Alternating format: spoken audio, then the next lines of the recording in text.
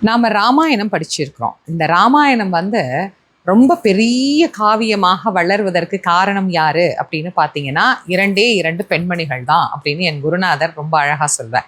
அதில் ஒரு பெண்மணி யாரு அப்படின்னா கூனி, இன்னொரு பெண்மணி யாரு அப்படின்னா சூர்பனகை. சூர்பனகையினால தான் ராமாயணம் மிக பெரிதாக வளர்ந்தது.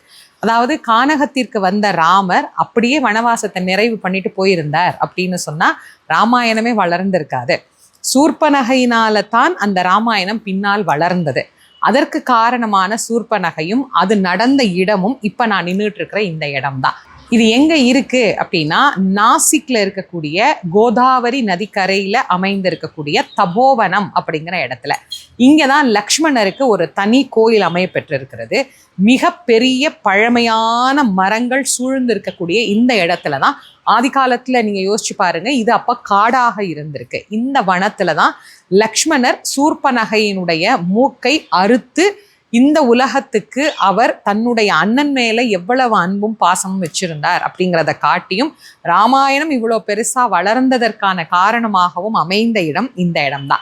அதை சித்தரிக்கிற வண்ணமாக எனக்கு பின்னாடி பார்த்தீங்கன்னா அந்த மூக்க இருக்கிற காட்சி அப்படியே தெரியும். ராமர் அந்த மானை தேடி போகக்கூடிய காட்சியாக தூரமாக அதையும் வச்சிருப்பாங்க. ராமாயணம் படிக்கிற நமக்கு இதை காட்சியாக பார்க்கிற போது மனசுக்குள்ள அது அப்படியே ஒரு படம் போல ஓடும். ரொம்ப ஒரு அழகான இடம், அற்புதமான இடம் இந்த தபோவனம். இப்போ நாம பார்த்தது இப்போ கட்டி இருக்கிற கோயில். ஆதியில இந்த நதிக்கு உள்ளேயே இதை ரொம்ப அழகா இயற்கையா சிற்பமாக வடிச்சு வச்சிருக்கிறாங்க இந்த காட்சியை. இந்த பக்கத்துல இருந்து வர்றது கபில நதி, அந்த பக்கத்துல இருந்து வர்றது கோதாவரி நதி.